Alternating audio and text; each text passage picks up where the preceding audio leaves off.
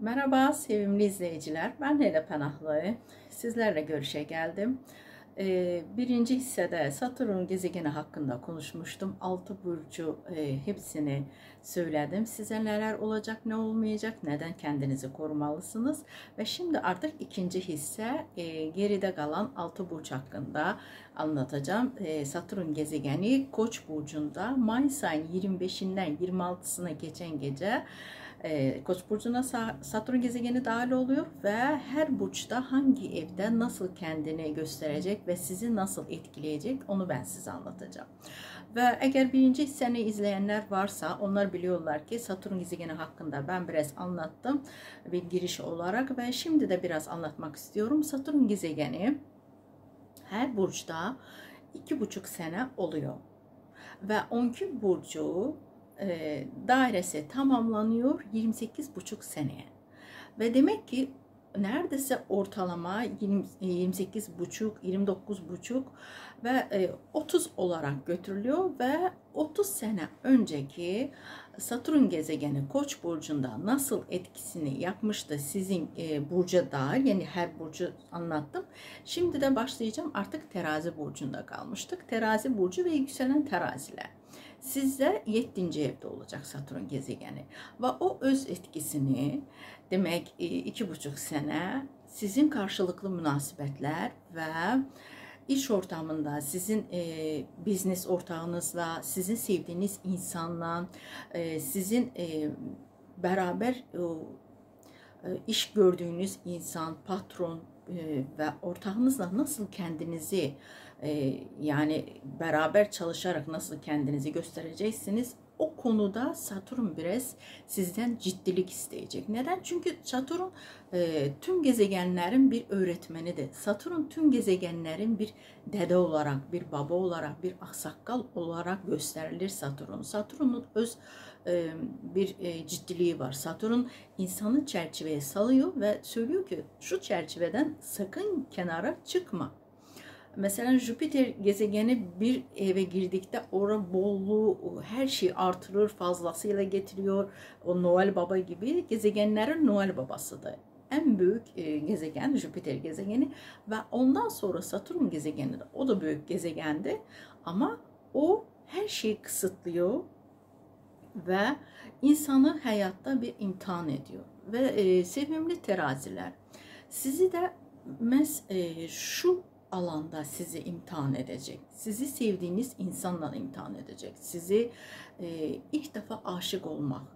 Eğer genç teraziler varsa, ilk defa aşık olacaklarsa onlar uzun ömürlü bu sevgini devam ettirecekler ve ömür boyu şu sevgini unutamayacaklar ve ilk defa nikaha gidenler Satürn şu aileni daha möhkem temelli yapıyor ve şu aile asla ve asla boşanmıyor ve asla o 20 sene, 30 sene, 40 sene, 50 sene beraber yaşayan insanlar o Satürn gezegenleri evlilik o konusunda o evde varsa 7. evde demek ki onu gösterir ki bu aile uzun ömürlü aile olacak ve temel taşları sağlam koyulur. Ve işte de öyle, ortaklıklarda da öyle. Siz mesela bir işi yapmak istiyorsunuz veya yeni bir işe dahil oldunuzsa Satürn gezegeni sizde o işinizi ciddi yanaşmaya talep ediyor. Asla ve asla o ortağınızı aldatmayınız. Asla işinize haram katmayınız. Satürn asla şöyle şeyler sevmiyor. Neden? Çünkü o 2,5 sene, daha doğrusu 3 sene sonra o sizin 7. evden çıktıkta o muhakkak bir mükafat verir. Yok eğer o dedikleri kanunları siz çizip kenara çıktınızsa o muhakkak bir ceza verir. İnsanı o cezalandırır ve bu hayat dersidir. Hani diyoruz insan hayatta ders ala ala daha da büyür, mükemmel olur. Satürn'da aynı insanı hayatta biraz da büyüme, biraz da o mükemmel olmağı yani insandan talep eder. Ve sevimli teraziler, Mayıs ayından sonra sizin 7. evinizde ve 2025 25'ine 26'sına geçen gece 12 Nisan 2028'e dek sizin məhz qarşılıqlı münasibətlər evinizdə olacaq. Siz biləcəksiniz ki, şu insanla devam ediyor musunuz? Veya bu insan sizin evet dediğiniz bir insandırsa, siz gerçekten de nikah masasına oturacaksınız. Gerçekten de evlilik adım atacaksınız. Şu kararı vereceksiniz. Yok eğer aile kurmuş bir insanların hayatında, yuvasında bir aile çatları artık əmələ gəlibsə, muhakkak bu Satürn o aileni ayırıyor.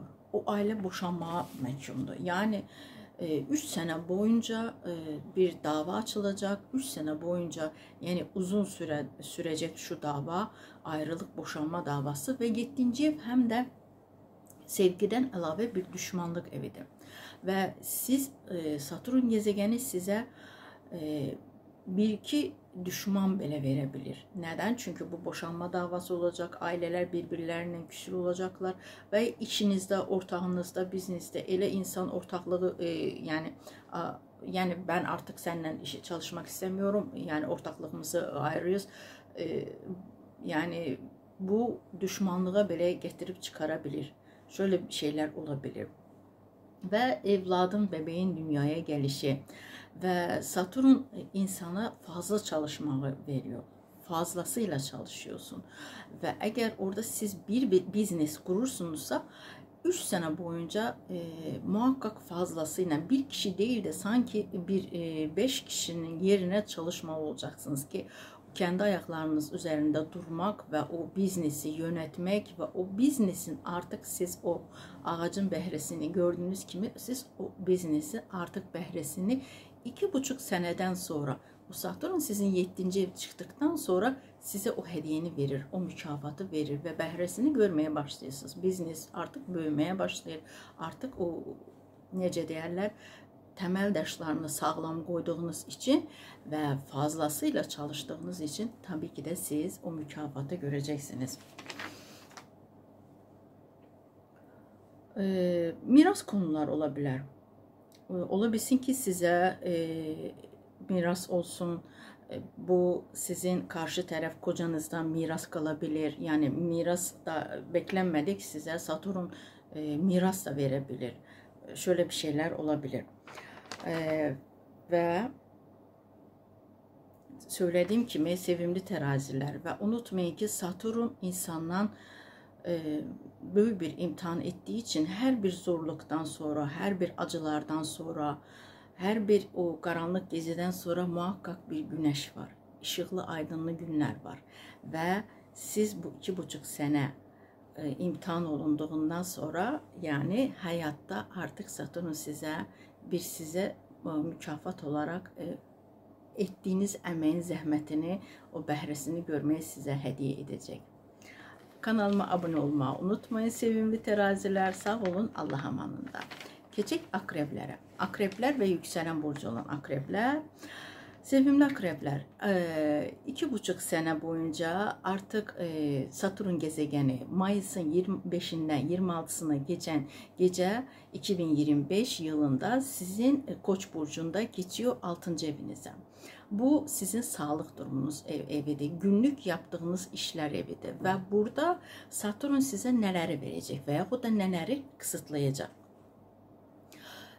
Bildiğiniz gibi siz akrep burcu olanlar bir 3 senede neredeyse bir zorluk çektiniz, sevdiğiniz insanla, zorluk yaşadınız, çocuklarınızla imtihan olundunuz, yer değiştiniz, belki de çocuklarınızın okulu değişti, belki de o çocuklarınız spora gittiler veya spordan imtina ettiler, yarım bıraktılar. Şöyle bir konular oldu veyahut da sanat aleminde olanlar kendilerini gösterdiler, daha da fazla çalışmaya başladılar.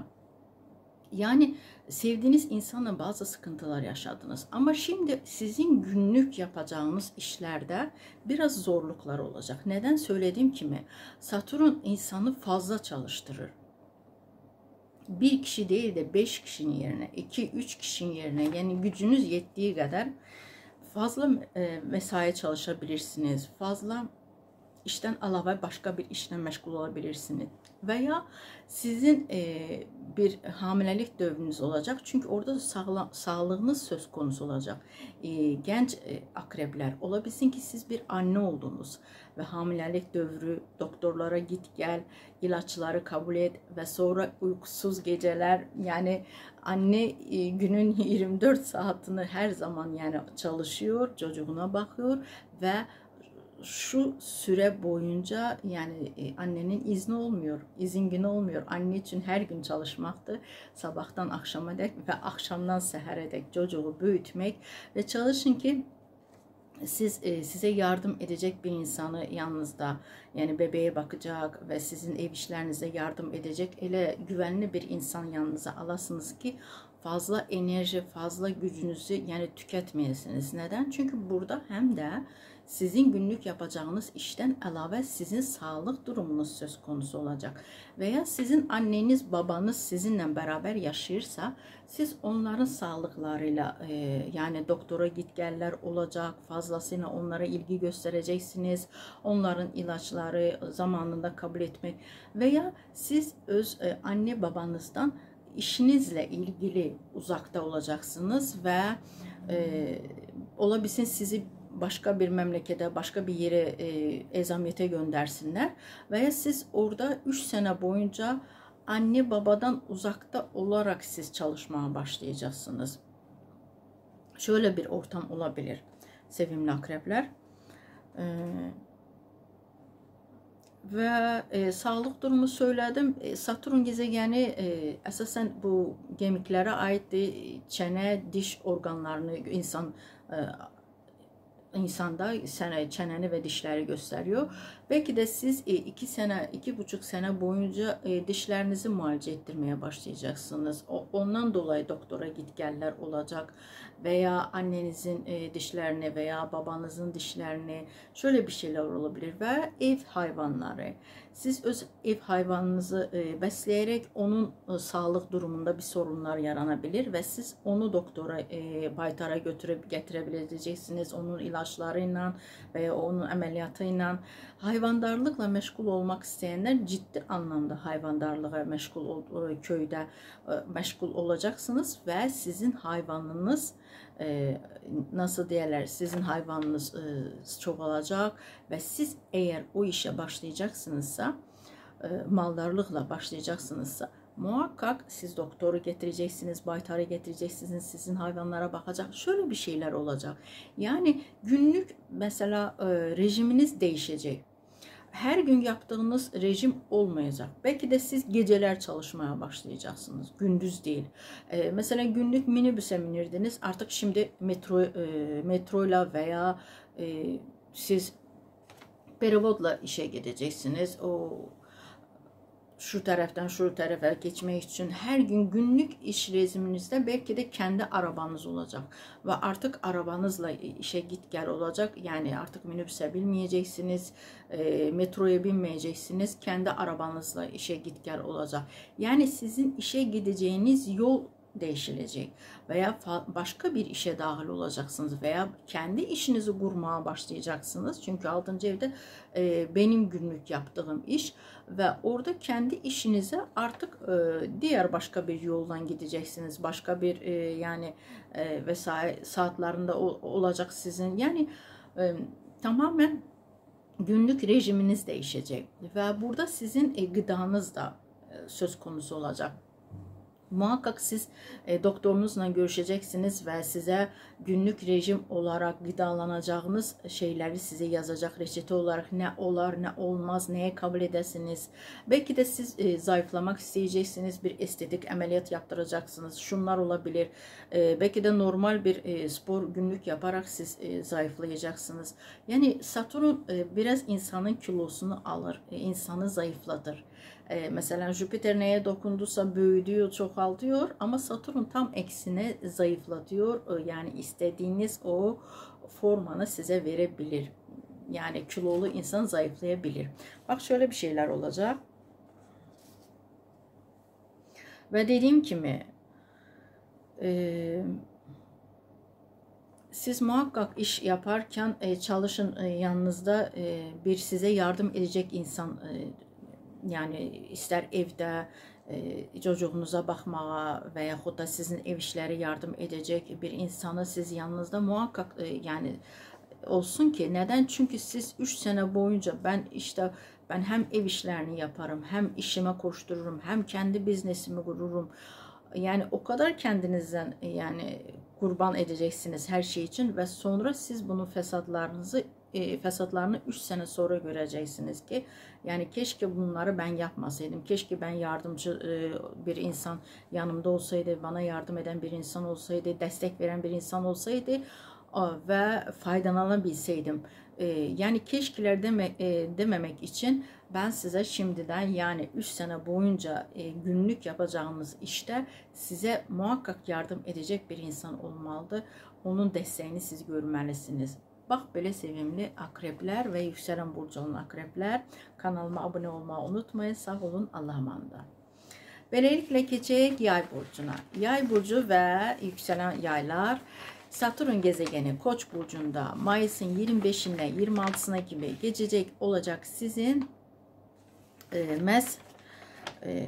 akrepler 6. evde, sizin 5. evinizde ve 2,5 sene boyunca Satürn gezegeni sizin yani sevgide ciddi olmağı gösterir. 5. ev nedir? Orada sevgi var, orada aşk var, orada çocuklar var, orada sizin hobbiniz var, orada sanatta çalışanlar var 5. evde ve Satürn orada size muhakkak çocuklarınızla ciddi davranmağı size gösterir. Yani gerçekten de onları biraz yani olabilsin ki şımarık büyüttünüz, olabilsin ki her dediklerini yaptınız, sevimli yaylar. Ama şimdi biraz yani çerçeveye salmalısınız, onların eğitimine ciddi yanaşmalısınız, onların işine ciddi yanaşmalısınız, onların spora gitmelerine ciddi yanaşmalısınız. Belki de sizin çocuklarınız bir sizden ayrı kalacaklar.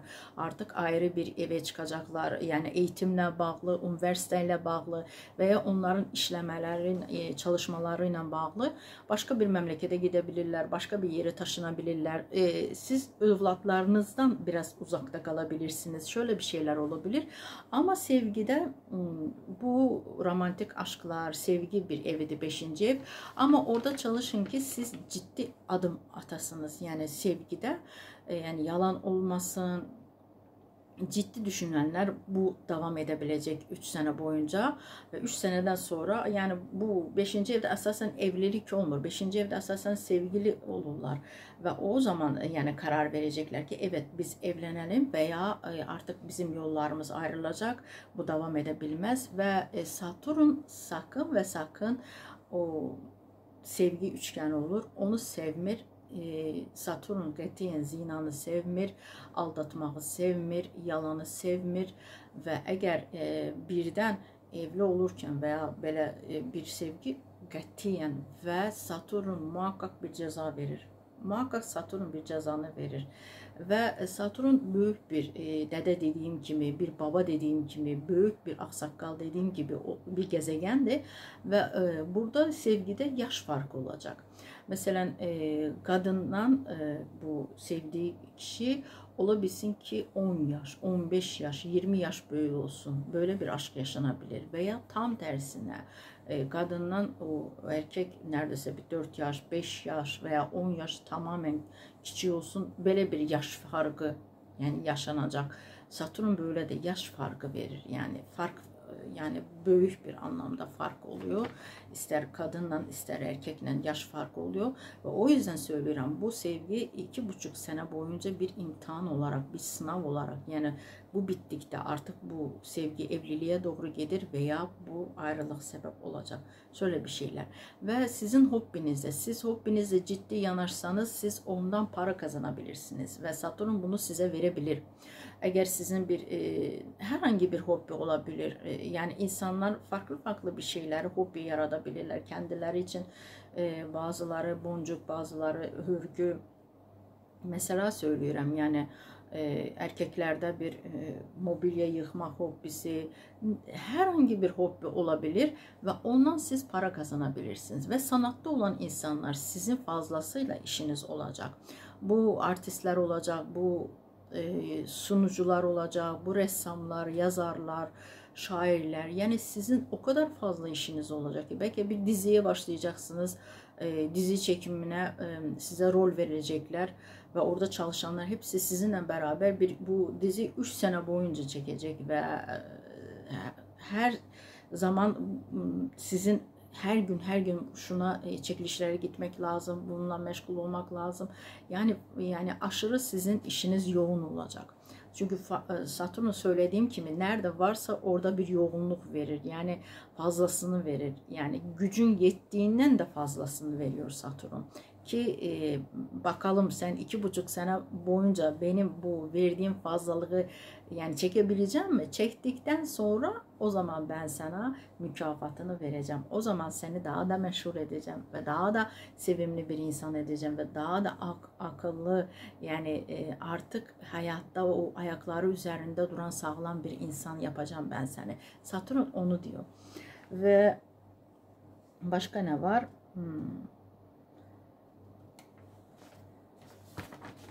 Sevimli yaylar, sizi başka neler bekliyor?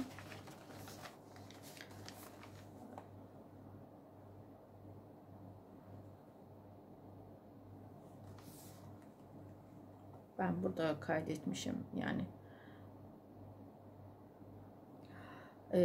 Burada para söz konusu olabilir. Yani söylediğim gibi 5. evde hani o süper loto oynuyorlar dışarıda, o yaz poz kazan öyle şeyler oynuyorlar.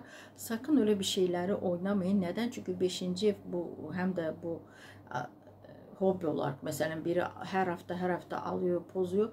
Yani Satürn size hiç de para getirmeyecek. Elinizde olan paranı kaybedebilirsiniz ve şuna dikkat edin. Neden? Yani o dışarıdaki latolar satılır, alım da udacağım, kaç milyon kazanacağım. Hayır. Elinizde olan paranı kaybedersiniz. Satürn sizin elinizde o paraları alabilir. Ve harcamalarınıza çok dikkat edin. İster çocuklarınıza, ister sevdiğinize, ister yani hobinize. Yani yüz ölçün bir biçin. Paranı harcayarken, bir yere yatırım yaparken önce ölçüp biçin, ondan sonra o paranı yatırın ve ondan sonra Satürn o iş üzerinde çalışma eğer görürse o size o mükafatını verecek. Bak böyle sevimli yaylar ve yükselen burcu olan yaylar, kanalıma abone olmayı unutmayın. Sağ olun, Allah'a emanet. Ondan sonra bakalım yaydan sonra ne geliyor? Yaydan sonra geliyor tabii ki Oğlak Burcu. Oğlaklar ve sevimli yükselen burcu olan oğlaklar. Sevimli oğlaklar. Satürn gezegeni sizin gezegendir. Satürn gezegeni hem Oğlak Burcu'nun gezegenidir hem de Kova Burcu'nun gezegenidir. Ve onların kariyer evini, nasıl diyorlar, doğum haritasında kariyer evini Satürn gezegeni temsil ediyor. Şimdi ise artık kovaların 4. evine geçecek bu Satürn gezegeni ve sizin gezegen olduğundan tabii ki sizin mal, mülk, toprak, arazi, miras konuları ve ev, ailede, yuvada yaşayan insanlara bu dokunacak Satürn gezegeni. Satürn gezegeni 3 seneye yakın sizin 3. evinizdeydi. Abla, kardeşler evinde, akrabalar, komşular evinde. Belki de siz ev aldınız, taşındınız veya farklı yere taşındınız. Komşularınız farklı oldu veya aralarında bir kavga oldu veya abla kardeşlerinizle bir sorun yaşadınız. Hala da belki de küsülüsünüz. Şöyle bir şeyler yaşandınız. Ama olabilir ki siz araba aldınız, yani araba isteyenler, ev isteyenler ise şimdi toprak almak isteyenler, tarla almak isteyenler, arazi almak veya ipotekle beraber ev almak isteyenler muhakkak bu 3 senede, 2,5 senede daha doğrusu Satürn gezegeni size istediğinizi verecek. İstediğiniz yerden alabilirsiniz ama bunu uzun ömürlü ödeme olacak ve ipotek olacaksa uzun ömürlü ipotek, bayağı bir sene sürecek onun ödenmesi ve tamamlanması. Veya bir ev diktirmeye başlayacaksınızsa o bayağı bir uzun sene sürecek onun sonlanması, yekunlanması, bitmesi. veya arazi toprak alacaksınız. Uzun sene siz o tarlada bayağı bir məhsulu alabileceksiniz. Ve bir şey söyleyeyim ki Satürn haram sevmiyor. Siz bunu biliyorsunuz. Yani kendiniz biliyorsunuz, sizin gezegen olduğundan çok ciddidir. Ve her işe ciddi yanaşmanızı gösterir. Yani Satürn olabilsin ki sizin evde neve dünyaya gelsin. Sizin evde bebek dünyaya gelsin. Sizin evde olabilsin ki anne babadan artık ayrı kalasınız. Aile kurasınız, yuva kurasınız. Artık siz ayrılasınız ki evet, ben artık ayrı yaşıyorum. Yani yeni aile kurdum. Anne babadan uzak olacaksınız. Anne babanızla bağlı bir sorun yaşayabilirsiniz. Onların sağlık durumlarıyla bağlı bir sorun yaşayabilirsiniz. Ama unutmayın, Satürn size neve verebilir, size torun verebilir. Sizin evlatlarınızla ilgili bir düğün, nişan veya üniversiteye dahil olmak böyle bir mutluluğu verebilir. O aile temeller, eğer ki üniversiteye dahil olmak, o aile temeli sağlam koyulupsa Satürn o aileye huzur veriyor. Satürn o aileye mutluluk veriyor. Yok, o ailede eğer bir sorun yaşanırsa, ister kadın tarafından, ister kocası tarafından, bir o ailede her zaman sürekli kavga, bir gürültü varsa muhakkak orada Satürn, yani kimde sorun varsa o insanı cezalandırır. Yani şöyle bir şeylere dikkat edin. Satürn, söylediğim gibi, belki de siz başlayacaksınız Mayıs'tan sonra ev diktirmeye ve siz artık 2,5 seneye o evi bitireceksiniz ve Satürn çıktıktan sonra sizin 4. evde artık siz o eve taşınacaksınız ve o evde yaşamaya başlayacaksınız. Şöyle bir şeyler sizi bekliyor sevimli oğlaklar ve yükselen burcu olan oğlaklar. Kanalıma abone olmayı unutmayın. Sağ olun, Allah'a emanet. Geçecek Kova burcuna. Sevimli kovalar, aynı oğlaklar gibi ve yükselen burcu olan kovalar, Satürn gezegeni sizin de gezegendi ve Satürn tabii ki de sizin artık 2,5 senedir 2. evinizdeydi ve artık şimdi 3. eve geçiyor. Ve 3. evde nedir? Orada abla var, kardeşler var, komşular var, akrabalar var. Orada sizin eğitiminiz var. Orada sizin eczamiyete gitmeler veyahut da elektronik malzemeler algı satkısı veya araba kullanmak, emniyet, araba ehliyeti için okumak, kurslara yazılmak, şöyle bir şeyler var. Ve siz artık Satürn ne gösterir? Satürn söylüyor ki araba kullanırken ciddi ol. Sağa sola bakma, telefonla konuşma. Allah korusun, yani gaza geçirebilirsin. Araba almak isteyen, ipoteke gireceksiniz mesela, bayağı bir sene geçecek onun parasını ödemekten ötürü. Olabilsin ki siz abla, kardeşlerinizle, komşularla veya akrabalarla bir sorun yaşayasınız. Ve unutmayın ki 2,5 senede küsürlük olabilir, onlardan ayrılabilirsiniz, onlardan daha da uzakta başka bir yerde yaşayabilirsiniz. Belki de sizin eğitimle bağlı, belki de sizin işinizle bağlı. Siz başka memlekete gidersiniz ve orada siz küçük bir yerde çalışasınız. Küçük bir, size bir oda verilsin, bir ofis verilsin. Orada çalışasınız. Yani çalıştığınız yer küçük olabilir. Oda bir küçük olabilir. Ve olabilsin ki siz eczamiyete gideceksiniz ama kısa müddetli, bir iki günlük eczamiyetle hemen geri dönmeler. Yani her şey kısıtlı olacak. Ve söylediğim gibi sakın ve sakın, yani gohum akrabalarla yani hiçbir kavga etmeyiniz. Yani bu soru küsürlük bayağı bir süre sürecek. Yani aranızda yani soğukluk emele gelebilir veya komşu yerini değişebilir. Komşudan ayrı yere taşınabilirsiniz ve farklı yeni bir komşularınız olabilir. Şöyle bir şeyler yaşanabilir. Veyahut da ehliyet almak için siz kursa yazılabilirsiniz. Veya herhangi bir eğitiminizi siz dondurabilirsiniz. Yani imtihan vermek için, yeni bir merhaleye geçmek için siz o eğitiminizi durdurabilirsiniz. Şöyle bir şeyler yaşanabilir. Çalışın, elektrik malzemelerini kullanırken dikkatli olun. Kaybedebilirsiniz, bozulabilir, kırılabilir veya durduk yerde yeni alınan şey elinizden düşer, kırılabilir. Yani bir itki olabilir ya veya çalınabilir telefonunuz veya bilgisayarınız. Şöyle bir şeylere çok dikkatli olun. Neden? Çünkü Satürn biraz kısıtlıyor, alıyor vermek əvəzinə. Biraz dikkatli olma tələb ve 2,5 seneden sonra artık sevimli kovalar, Satürn çıktıktan sonra artık size orada mükafatını verecek. Ne yaptınızsa iyiliğe doğru o iyiliği size verecek. Komşularla iyi oldunuzsa size mükafatı verecek. Akrabalarla iyi oldunuzsa size daha da mükafat verecek. Daha da sevimli bir insan olacaksınız. Abla kardeşlerinizin arasında sevilen bir insan olacaksınız. Satürn size muhakkak öz mükafatını verecek. Bak böyle sevimli kovalar ve yükselen burcu olan kovalar. Bakalım neyse yani belki unuttum. Bir de olabilsin ki siz astrolojiyle ilgilenirsiniz veya numeroloji rakamlarla ilgilenirsiniz.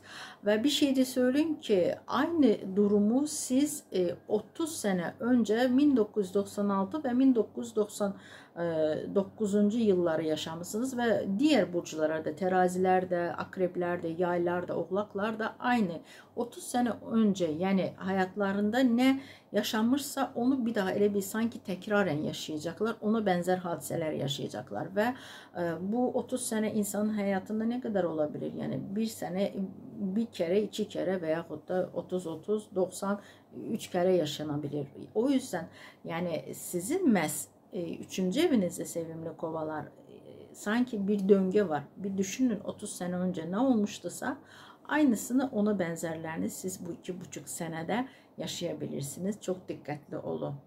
Sağ olun. Allah amanında gelen görüşlere dek abone olmayı unutmayın. Ve böylelikle geçecek balıklara. Sonda balıklar, sevimli balıklar ve yükselen burcu olan balıklar. Mayıs'ın 25'inden 26'sına geçen gece Satürn gezegeni Koç burcuna geçiyor. Nihayet sizin burcunuzdan çıkıyor ve geçiyor Koç burcuna. Yani 2,5 seneydi artık siz Satürn'ü yani sizin evinizde zorlandınız. Çok bazılarınız evlilik hayatı kurdu. Bazılarınız balıklar hamilelik yaşandı. Bazıları yani sürekli devamlı doktorlarda oldular. Bebek dünyaya geldi. Uykusuz geceler zorlandılar. Yani şu hayatı yaşadınız.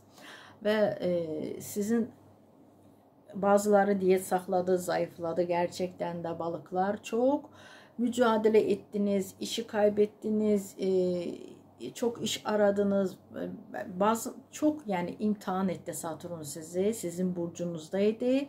3 seneydi ama şimdi artık Koç burcuna geçiyor. Biraz rahat nefes alacaksınız. Ama bu sefer de sizin artık ikinci evinizde olacak. Ve ikinci evinizde 2,5 sene sizin kendi biznes, kendi kazancınız, kendi bütçeniz evinde olduğu için Satürn her şeyi biraz kısıtlıyor. Yani biznes kurmak istersen ciddi adımda at.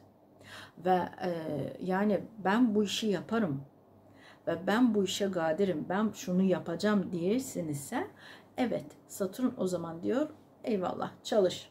Ben de sana şunun emeğinin yani evezini yani mükafatını vereceğim. Satürn onu diyor. Ama sakın ve sakın bir iş yaparken çok dikkatli olun, insanlara aldanmayın. Elinizden fazlasıyla para çıkabilir. Yanlış bir yere yatırım yapabilirsiniz. Yanlış insanla bir biznes kurabilirsiniz. Yani para kaybı olabilir veya düşük maaşlı bir işte çalışabilirsiniz. Şöyle bir şeyler olabilir hadiseler veyahut da tamamen işten çıkıp 2,5 senede ben çalışmıyorum, ben artık evde oturacağım ve nasıl yani çocuğumla ilgileneceğim. Artık yani birinci evde oldu Satürn sizin ve bu sizin belki de şimdi artık bebeğinizi büyütmeye başlayacaksınız. Tamamen işten uzaklaşacaksınız. Ama mesela ben yaparım ve ben kendimi güçlü hissediyorum ve ben şunu yapabilip herkese kendimi ispat edeceğim ki ben şunu yaptım. O zaman Satürn diyor evet. Şimdi senin biznes kurma zamanın. Şimdi senin işinin başına patron olarak geçip kendini gösterme zamanın ve bir kişi değil de 5 kişinin yerine çalışarak ve ayakları üzerinde dimdik durmak, bu balıklara, zaten balıklar fazlasıyla çalışıyor ve kendini ispat etmek ve herkes etrafında göstermek, evet ben şunu yaptım diye. O zaman Satürn ve 2,5 seneden sonra artık çıktıkta evet diyor, sen şu mükafatı al benden, sen buna layıksın. Yani sana şu hediye ettim, senin vazife yükselişi oldu, senin paran çok aldı, senin müdür oldun, sen patron oldun, kendi işini kurdun, kendi biznesini kurdun. Çok dikkatli, akılla, mantıkla düzgün hareket ettinse Satürn o istediklerini sana verecek sevimli balıklar. Bak onu gösterir ve bence hepsini söyledim.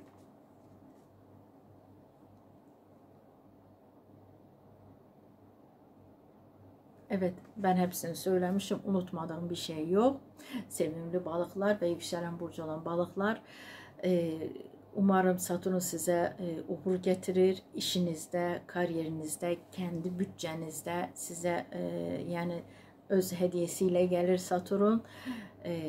Sağ olun. Allah'a emanında. Kanalıma abone olmayı unutmayın. Ben Leyla Penahlı. Sağ olun. Gelen görüşlere dek.